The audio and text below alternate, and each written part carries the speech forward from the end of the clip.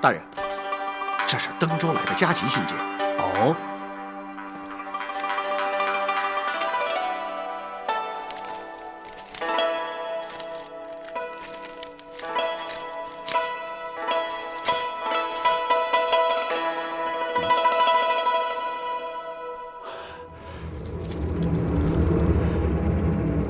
包拯，你欺人太甚！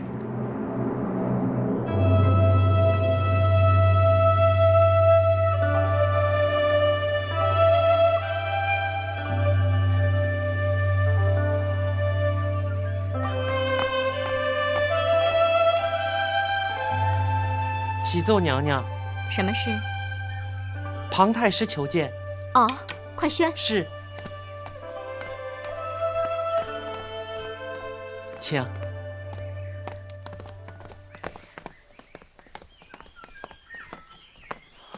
老臣庞吉叩见娘娘千岁，千岁。太师平身。谢娘娘。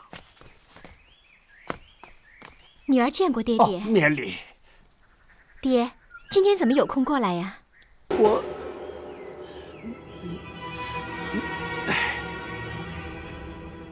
你们都退下。是。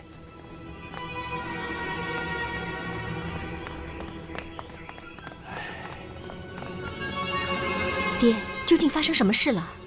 无论如何，你要救你表哥一命啊！啊，程元？他在信函中说，包拯已经盯上他了，说不定啊，会胡乱给他安上一个罪名，把他处死。他是你姑姑的独生子，是你的亲表哥，难道你见死不救吗？我，在包拯眼里，既没有你爹这个当朝太师，更没有你这个庞妃娘娘。没想到啊，把你选进宫里，蒙受皇上的宠爱，结果是我们庞家家破人亡。爹，啊，算了，爹，不为难你了。你也不要去求皇上了。程元他命中该遭此劫难，爹也无能为力。不过，爹这个当朝太师也不想当了，还是告老归隐吧，免得再牵连家里其他人。女儿啊，你要安心待在宫里，千万别再被包拯给害了啊！哎，爹回去了。爹，等一等，爹。程元虽然触犯了国法，可是他也是我的亲人呐，我也不愿见到他被处死啊。这除了求皇上，没有别的办法呀。女儿愿意试试看。皇上今天会在皇后娘娘寝宫，我见不到他。明天，最迟3、2天，或许能够求皇上颁下圣旨。到时候就来不及了。爹，就算皇上答应下旨，也需要一段时间呢。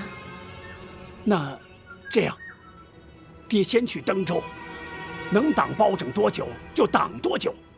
你请到圣旨以后，就把皇上的金牌立刻送到登州啊。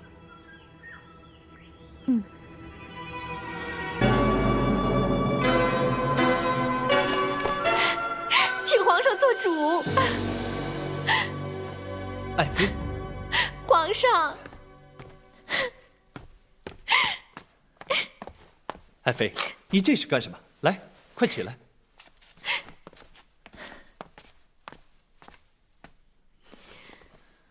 快跟我说说，是谁欺负你了？皇上，是包拯，包大人。爱妃瞎说，包大人已出京数日，何来对爱妃有所不敬啊？皇上，包拯可是奉旨去了登州。是啊，是朕命他巡视海防边境的军务啊。可是他却去了登州城查程元的州政。皇上，程元乃是臣妾的表哥啊。这个朕当然知道，不过朕也命包拯顺便看看登州的州政。怎么，他找程元的麻烦了？皇上，包拯和臣妾之父庞太师素来不和，包拯去了登州城，假公济私，要将程元处斩，请皇上做主。这个包拯也太过分了。爱妃可知那程元是犯了什么样的过错？包拯非要将他处死？皇上，包拯为了报复臣妾之父，就胡乱给程元安上一个罪名。皇上，请立刻下旨去登州，救程元一命。哎，爱妃，你先别着急，此事爱妃是如何得知？可确有此事？是太师说的。皇上，再不下旨就来不及了，臣妾跪求皇上了。好，好，好，朕答应你就是了。你快起来吧。谢皇上。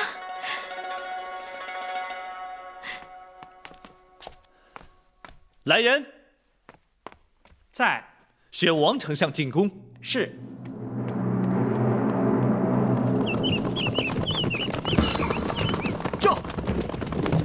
救！庞顺，快点儿，给我再加快呀！快点儿！知道了，快呀！救！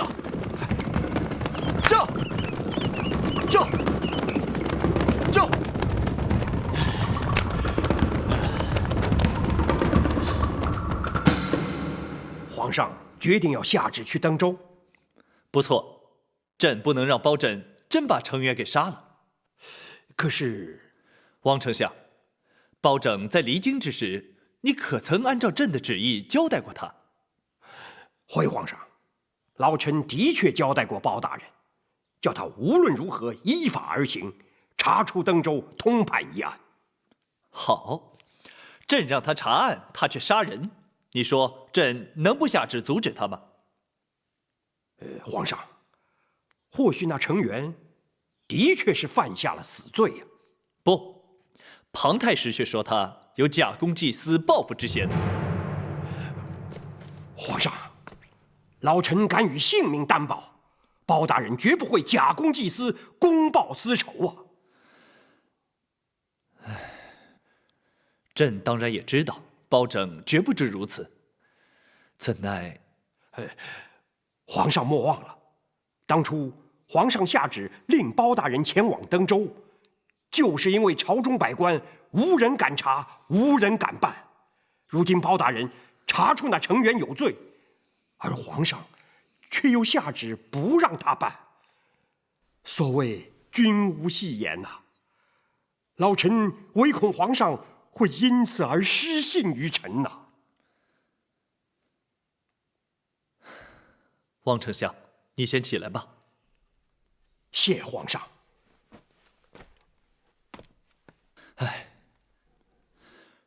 朕不是阻止包拯办案，只是那程元果真犯下了如此大罪，可以移回京城再办，也不至于急着将他处死啊。皇上，这样吧，那程元果真犯下死罪，朕绝不姑息。不过要包拯暂停执行死刑，待回京后再议。朕意已决，待朕修旨一到，你以金字牌罪速件送抵登州。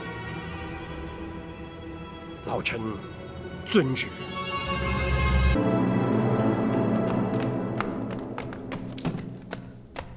稍后包大人会升堂审讯他们二人，做好准备。是。二位大人，请留步啊！二位大人，怎么了？小人有件事儿，想向二位大人打听一下。你想问什么？死到临头了，是不是要交代遗言啊？程元，你想问什么就问吧。我想问问，庞太师是不是来登州了？庞太师，他来干什么？哼，我知道庞太师是你母舅，可是明天任谁来，结果都是一样，你就死了这条心吧。我还可以告诉你，他没来登州。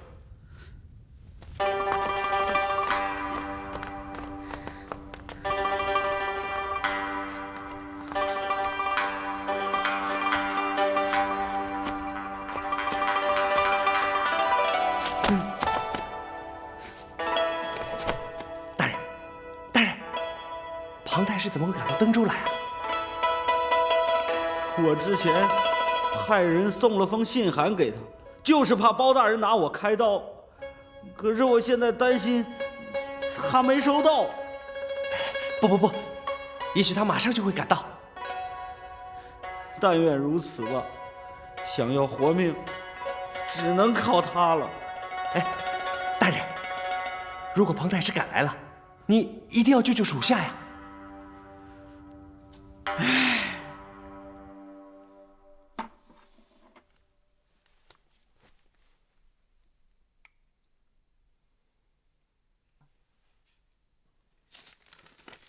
公孙先生，全案的证物、供词可曾齐备？大人，学生已经准备妥当。不过，在升堂之前，学生尚有一事要向大人禀报。哦，你说。四海钱庄的账册当中，除了有登州官员的户头之外，还有其他人。都是些什么人？都是朝廷的高官，至少有10几个。竟有此事？是的，大人。当时碍于唐大人在场，学生不便提及。你处理的没有错。此事若是泄露出去，的确耸人听闻。难怪登州的情形，京师一概不知。原来是有这些收受贿赂的官员从中阻挠。大人打算如何处置呢？待此件事了，必须立刻回京。在此之前，切记不得有半点讯息传扬出去。是，学生明白。启禀大人，庞太师到。他怎么会来？大人，莫非他已接获成员的通知？有此可能。大人，还是暂时不要见他，等升堂定案之后。包大人，包大人，为何不见老夫啊？太师怎会到登州来？可是有何公干呢？我特地前来通知包大人，暂时不要对成员治罪。为何不可？皇上已下旨，要包大人不得审理此案。这又为何？包大人，你遵旨就是了，何必多问？敢问太师，圣旨何在？近日就到。太师，空口无凭，要本府如何才行？老夫确信圣旨立刻就到。在此之前，包大人不得审讯成员，一切回京以后再说。太师，圣旨既然未到，凭什么要本府不治那成员之罪？那成员犯下必死之罪，本府怎能饶他？你难道仅凭太师一言，本府就要置国法于不顾不成？太师身居庙堂，理当留在京师，如今却为何到登州？所谓何来？包大人，那成员是老夫的亲外甥，那又如何？他也是庞贵妃娘娘千岁的亲表哥。太师，本府只问那成员是否违反国法，至于他是谁家亲眷，有何靠山，本府却一概不问。包大人，难道你一点不讲情面？太师，若讲情面，那些因成员贪婪而无辜丧命之人，又将向谁去讲情面？包拯，你抗旨不遵。圣旨未到之前，本府何曾抗旨？你好，我就上你这公堂，我看你敢不敢当着老夫的面杀那程远。本府奉旨办案，怎会不敢？倘若你敢扰乱公堂，休怪本府将你一并治罪。王朝马汉，在。将太师请出州衙之外，不得干扰公堂审讯。如若不听，尽管放手打人。是。你保证你传令升堂。是。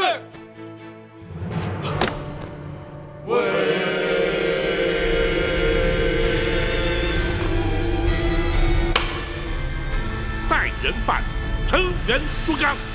带人犯程远、朱刚上堂。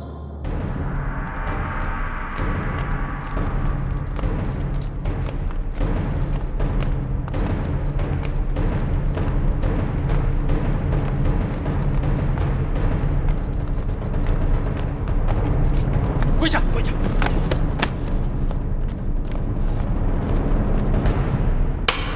朱刚，在。你身为登州捕头，乃是朝廷所派在地方执法之人，你却知法违法，协助程远贪赃枉法，欺压良民，你可知罪？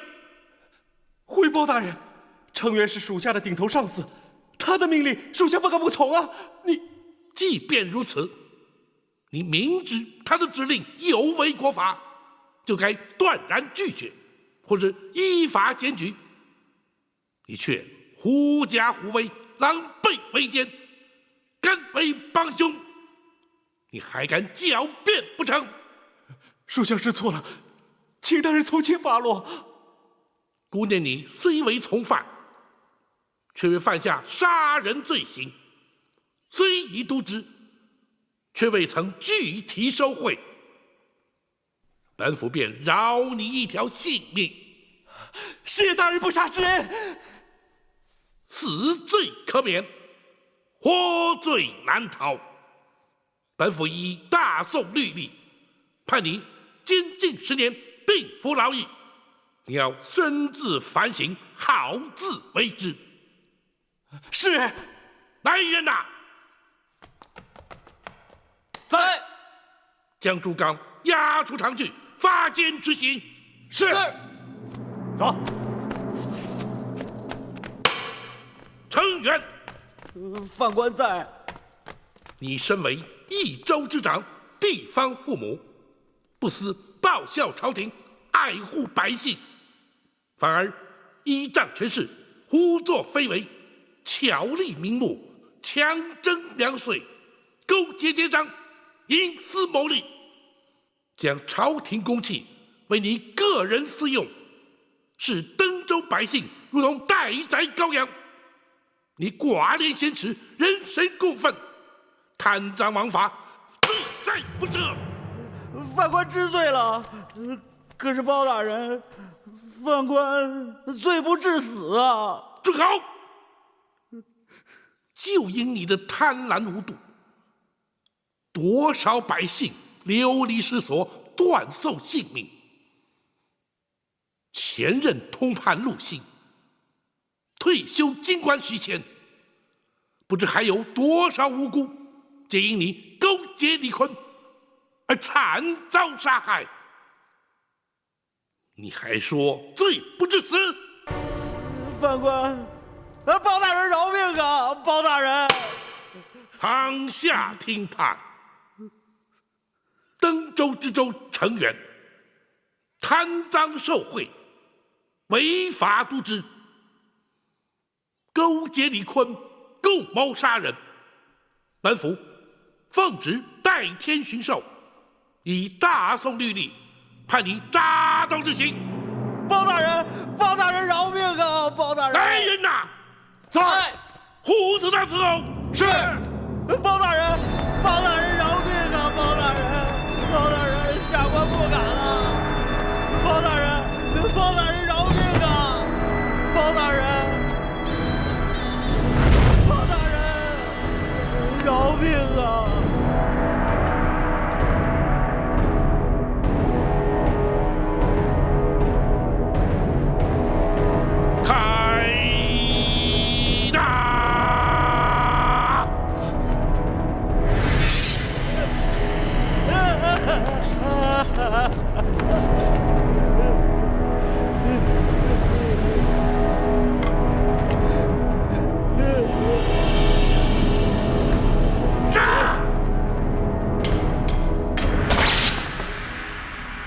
保证，我跟你势不两立。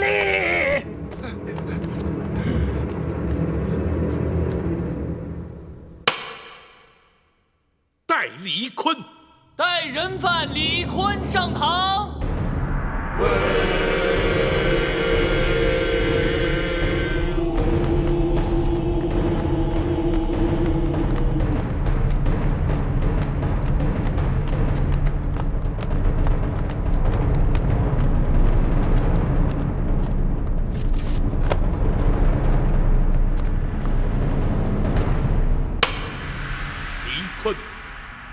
你勾结贿赂成员，谋取不法利益，教唆杀害多条人命，私铸假钱，扰乱币制。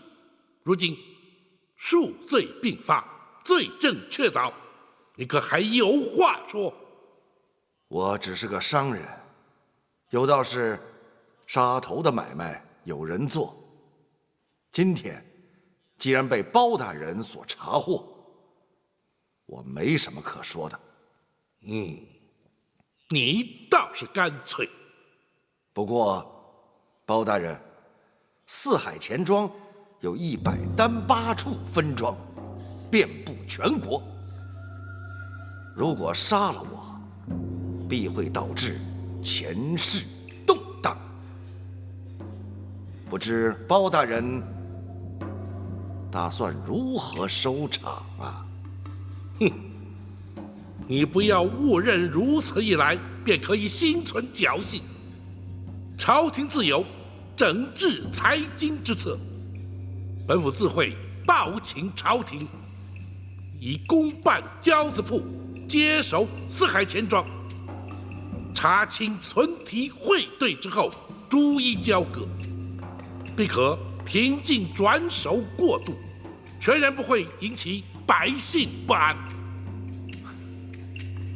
我倒忘了，包大人曾担任过三司使之职啊。你知道便好。包大人，你可知道，在朝中有不少的人收了我的汇金？本府自会一一清查，依法追诉。这些人白拿了我的好处，可是根本救不了我，绝不能便宜了他们。包大人，如果让这些个人置身事外，我就是虽死不服。本府也绝不会让他们逍遥法外。堂下听判。李坤，你身为商人，就该将本求利，诚实经营。为谋暴利，你却不惜铤而走险，以身试法。本府若不将你依法治罪，又将如何令天下商贾引以为戒？本府以大宋律例，判你铡刀之刑。借此以度来者，以儆效尤。来人呐！在。狗头他伺候。是。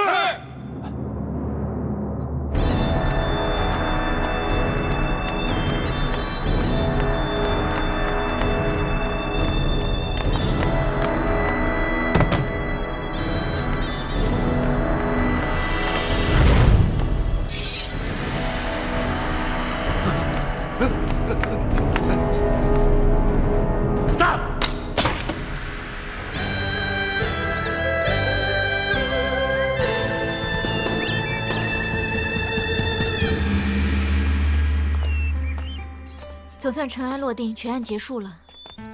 只可惜了严冬啊。其实他也没有别的选择，只能够选择自尽身亡这条路。不过他这一死，总算把严家的声望给挽救了。大哥，我可以问你一件事吗？你说。他的那第三刀，我接不下来。那如果我们联手呢？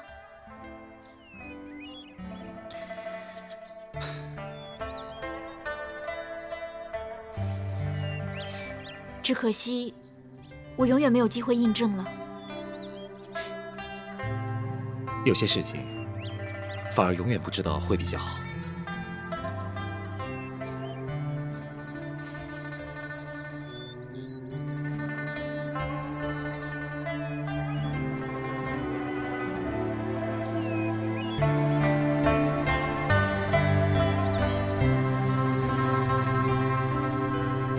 包大人为登州百姓除去大害，老朽党在此替所有百姓向包大人致谢。本府奉旨代天巡狩，惩治贪官污吏，铲除奸商恶霸，乃是职责所在，又怎敢当诸位大人一个谢字呢？包大人推谦了。成员虽已伏法，但仍有诸多善后及州务待办。唐大人年轻时浅，阅历稍欠，还有待诸位大人多加协助，也好让登州尽快纳入正轨常规。有劳诸位前辈了。好说，不过我等年纪均已老迈，若是力有不逮之处，还请包大人、唐大人见谅。不，杜大人此言差矣。所谓年纪老迈，不过是体力精神不及年轻人，然而经验阅历却不落人于后。唯有曾经在朝中效命过的前辈先进，秉持老而弥坚、退而不休之念，继续贡献心力，那才是朝廷之幸，百姓之福啊！是啊，是。如今全案已破，明日本府即将启程回京，本府就不一一向诸位大人辞行了。老朽恭送包大人。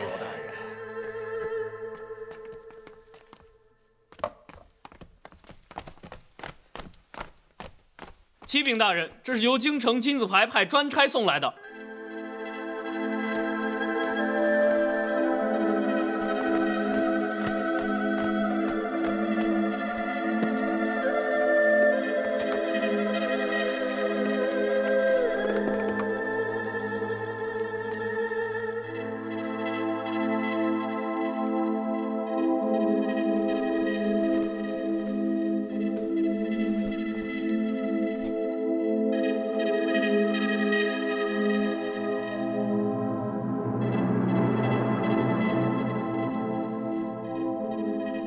大人，难道庞太师说的是真的？圣旨的确不让大人审成员？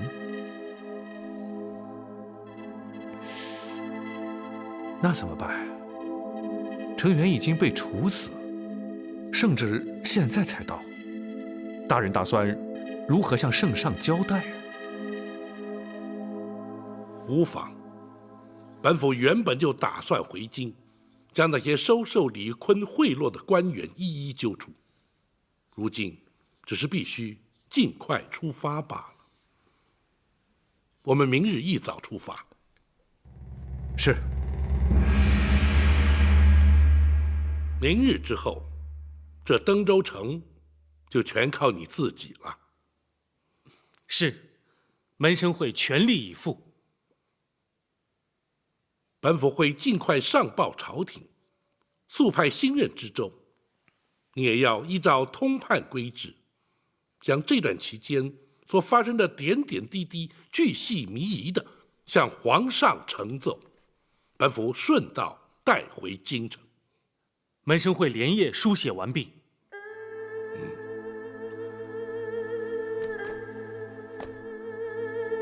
不过才几日功夫，却又经历了如此多的周折变迁。门生也从恩师身上获益良多。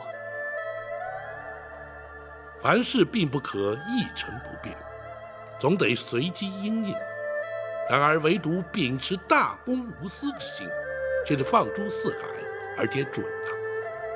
门生谨记恩师教诲。大人明日又要车马劳顿了，还是早些就寝，也好养足精力。好吧，你们聊，本府先回房歇息。门生恭送恩师。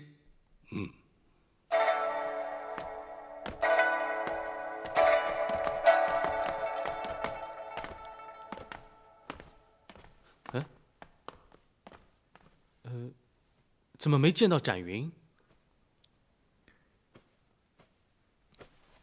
他要我代为传话。唐大人跟包大人谈完话之后，往院中一见。是。去吧，他想跟你辞行。那么，我就去了。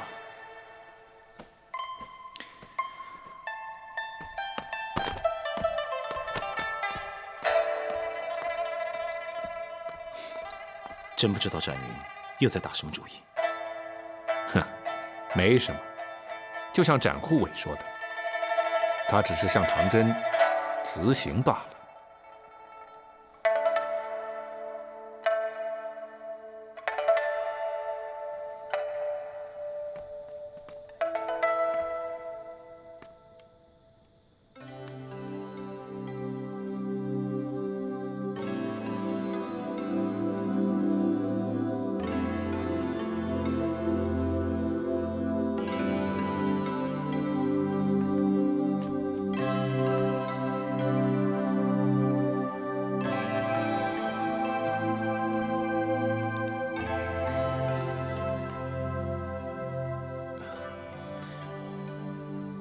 展云，你和包大人说完话了？是。明天我就要走了。我知道。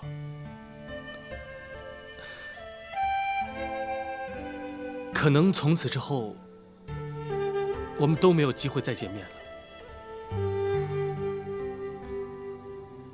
那也不一定啊。如果包大人来参加你的喜宴，说不定我也会来，你说好吗？展云，你不要担心我，我说过会把你当做朋友的。谢谢你。如果你真的来的话，相信我会很高兴。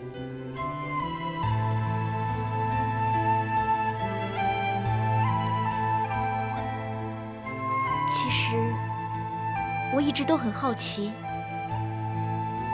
如果你没有定亲的话，如果我没有定亲的话，我会在你向我表示之前，已经向你表示。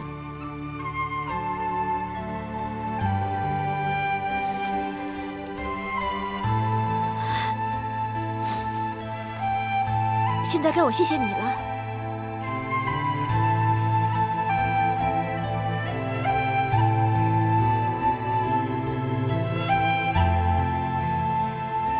父母之命，媒妁之言。虽然这些鼓励是其来自有，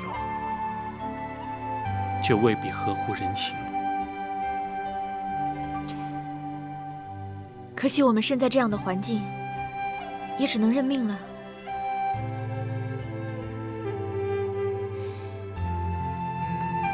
希望终有一日，每对男女都可以随心所欲，和自己想在一起的人共度一生。那么他们比我们来说就幸运多了，是吗？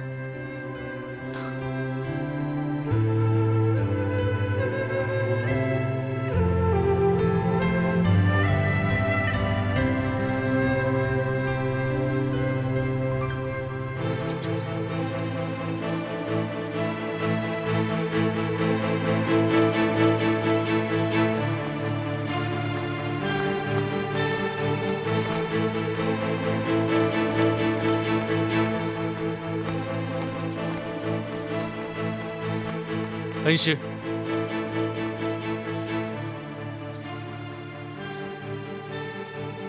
门生恭祝恩师返京路上一路顺风。本府希望登州在你代理期间一切平稳，周无蒸蒸日上，要让本府刮目相看才行啊！是，门生必定不负恩师期望。大人，可以启程了。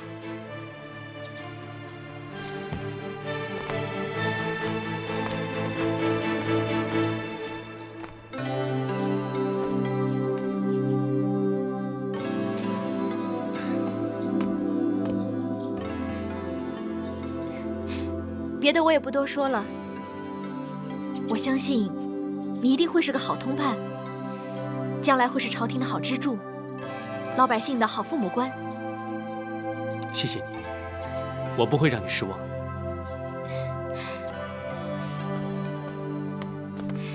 老管家，长姑娘，你们家少爷经验不足，你要多帮帮他。长姑娘放心，我们家的少爷是不会出问题的。谢谢你，雨竹。长姑娘，雨竹还能再见到你吗？当然会啊！你们家少爷成亲的时候啊，我一定会来。到时候我们不就见面了吗？长姑娘，我们随时欢迎你来呀。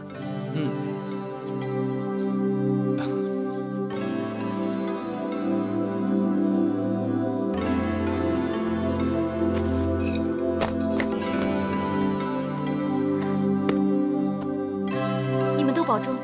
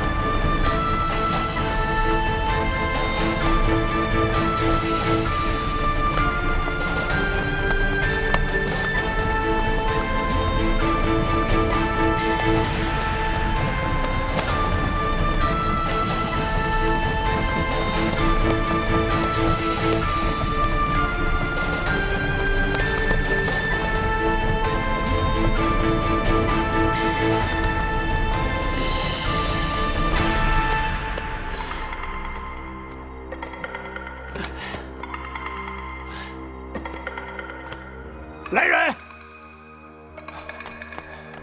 太师，被叫进宫。是。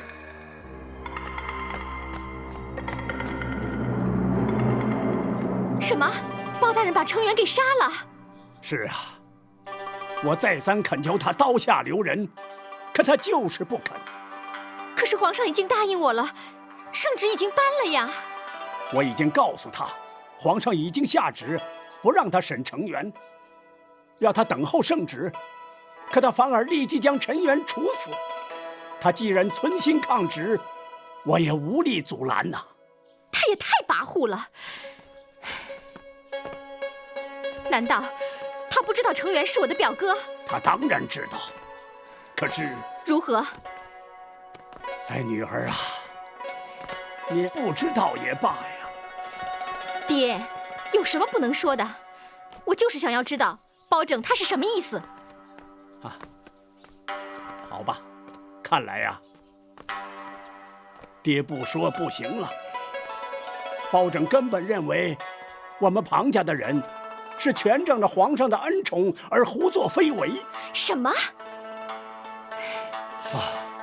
女儿啊，算了吧。包拯深受皇上重用，不但代天巡狩，而且还有先斩后奏之权。我们庞家的人是斗不过他的。女儿啊，忍一忍吧。哼，我凭什么要忍？庞家凭什么要任他欺负？爹，我现在就去面见皇上，请皇上替我们做主。不，千万不能这样做。你现在禀报了皇上，势必得罪了包拯，后果不堪设想啊！哼，我就不信皇上会向着他。哎，女儿，哎，女儿，女儿，女儿，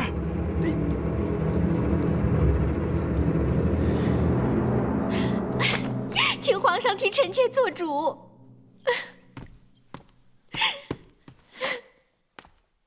爱妃，快起来！究竟发生什么事？皇上，包大人还是将程元给斩了。什么？难道他没有接到朕的旨意？回皇上，老臣是以紧急军情的金字牌送往登州。包大人应该接到圣旨才对呀。包大人听说皇上要下旨救程元，特意赶在圣旨到达之前，就匆匆忙忙请出铡刀，将程元斩首。他这根本就是存心想违抗皇上的旨意。岂有此理！包拯竟敢如此胆大妄为！皇上请勿动怒，包大人忠心耿耿，绝不会抗旨不遵。想必是处死程元在前，圣旨到达在后，为时已晚了。皇上，臣妾知府庞太师专程赶往登州，将皇上下旨之事告知包大人，谁知他非但不听，反而立即下旨将程元处斩。包拯与太师向来不和，这分明是在公报私仇。皇上，包大人一向公正无私，绝不会以私废公，请皇上明察。皇上，臣妾只不过是向皇上倾诉心中的委屈而已。其实臣妾受了点委屈，又算得了什么？包大人是朝廷重臣，当然要以君臣和睦为重。这件事，臣妾再也不敢提了。不行，再怎么说，朕也不能让他欺负到爱妃的头上。王丞相，臣在。传朕旨意，要包拯立刻回京见朕。臣遵旨。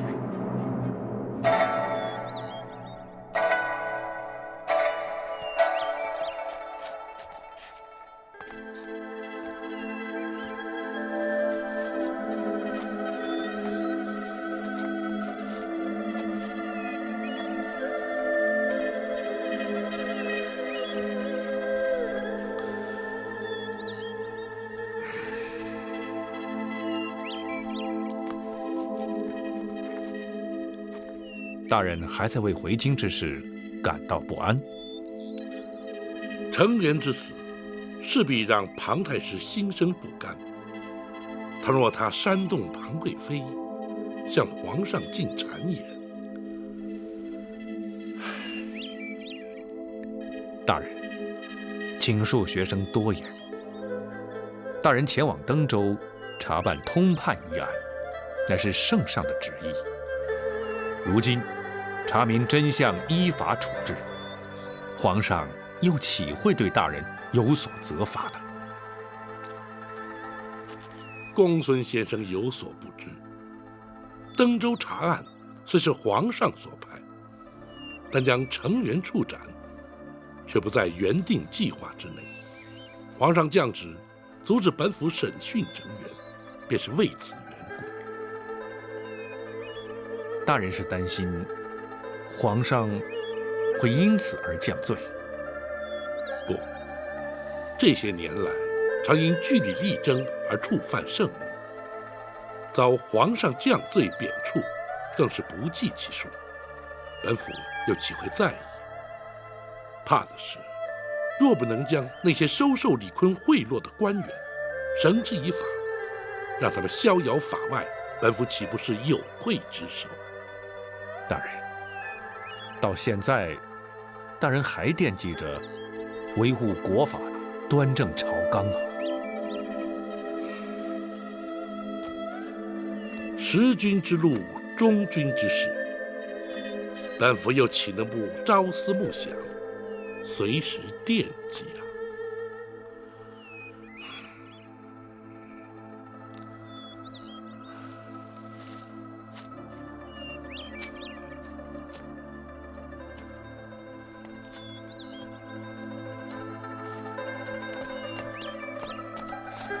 大哥，包大人急着回京做什么？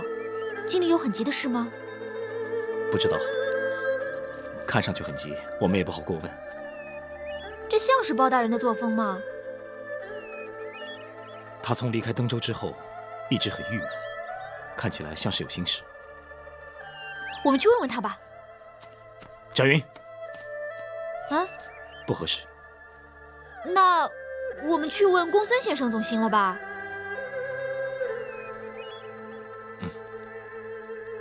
就是这么回事。大人要我告诉你们，好让你们心中有个准备。原来如此，难怪大人看起来心事重重的样子。哼，如果皇上听信谗言，我就……翟云，朝廷的事你不懂，不要瞎说。好了，大家不必心急，我相信大人自有对策。回京之后再说吧。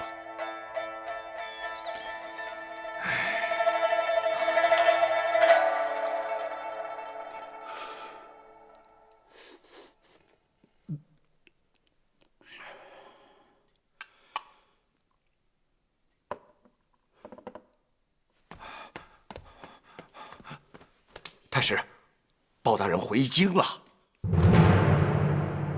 回来的好，我看他如何向皇上做出交代。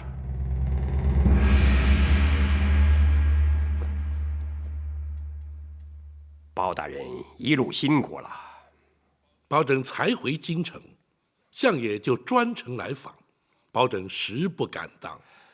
老夫前来看你，当然是多日未见的缘故。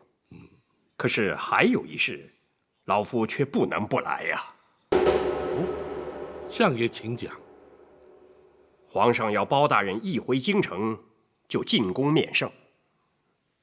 包拯正该将奉旨前往登州，查办通判无端身亡一案，禀奏皇上。这是该立刻进宫面圣。包大人还是应该要预做准备啊，以免见了皇上。相爷指的是关于程元之死，皇上是颇为震怒啊。想必是庞娘娘在皇上面前说了些什么。一点都没错。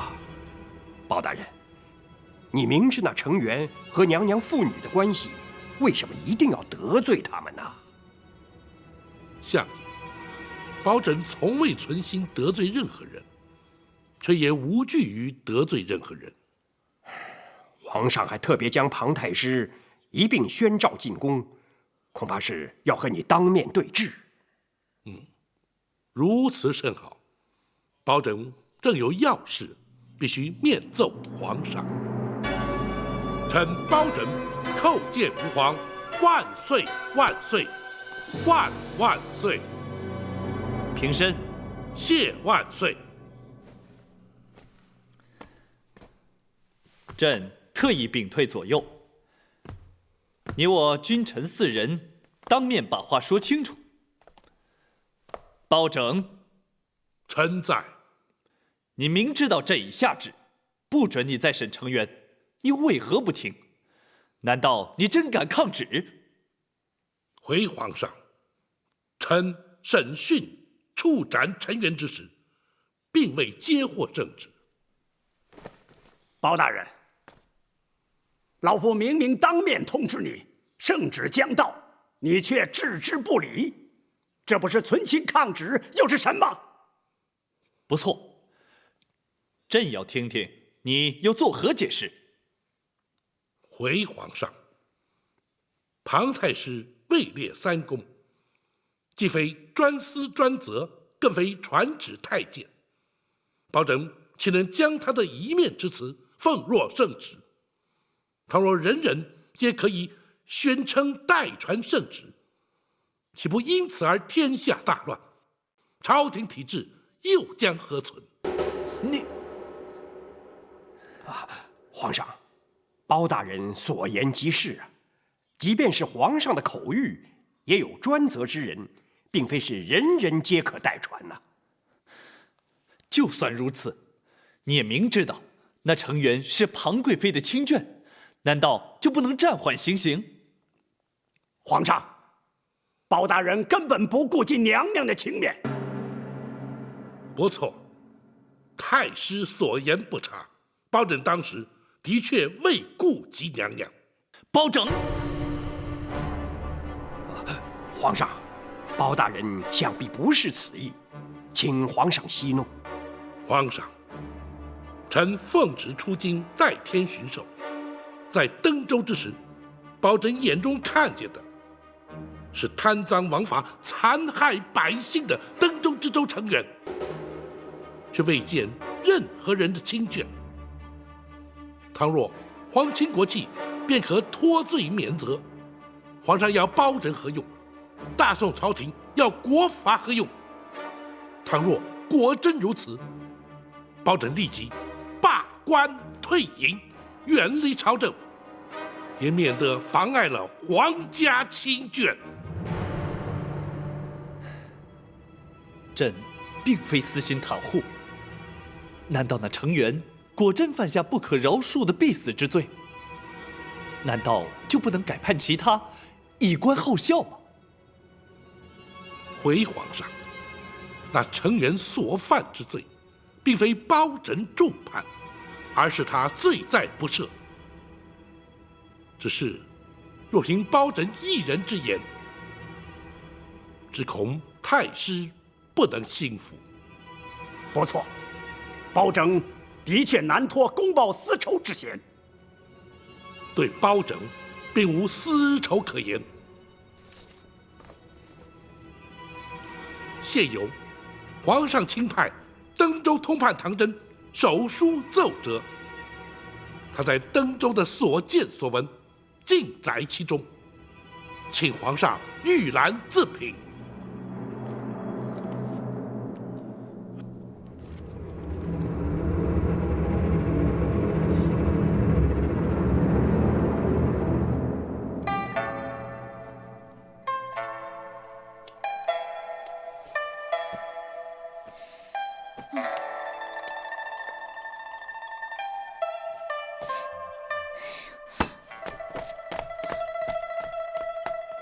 公孙先生，包大人进宫会不会被皇上降罪啊？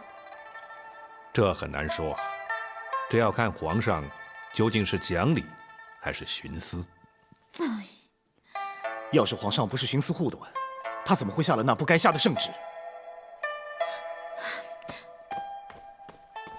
就是嘛，要是和皇上沾亲带故的人都可以有特权，那还要什么国法？干脆叫皇家去管事，满朝文武都可以回家养老了。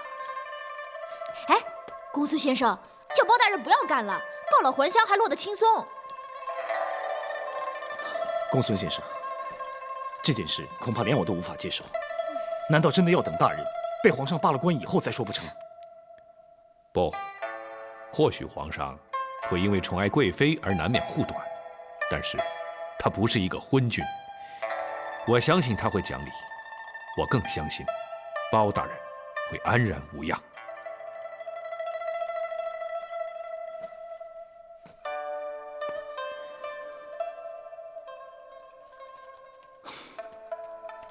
哼，好大胆的成员，他的确该杀。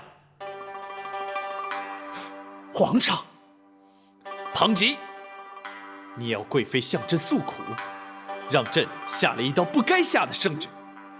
若不是在登州的是包青，你险些让朕变成了一个不明事理的昏君。臣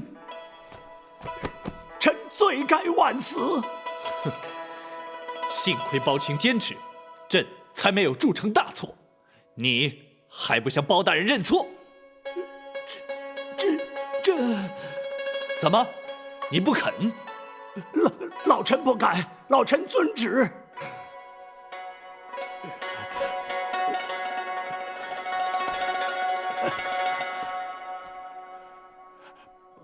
包大人，老夫我这太师护生心切，在所难免。包拯只是依法行事，还请太师多加体谅。我这……二位能够尽释前嫌，的确是可喜可贺呀。等等，在这唐真的奏折当中提及，登州的州情曾多次向京中禀报，却石沉大海，这又是为何？回皇上，这也是包拯急于返京的另一个原因。那奸商李坤长期贿赂朝中10几名大臣，就是他们将登州的情形隐瞒不报的。竟有此事？可知是什么人？从钱庄搜出的密账之中，详列着那些官员的名姓。包拯正想请旨将他们拘捕到案。这些贪官，朕怎么能容得下他们继续在朝中为恶？包拯听旨。臣包拯接旨。朕命你为专责清查涉案官员，朝中各部由你调派，速审速办，依法惩治。臣遵旨。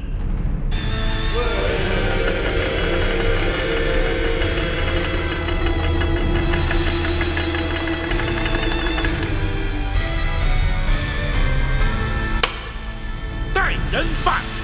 带人犯！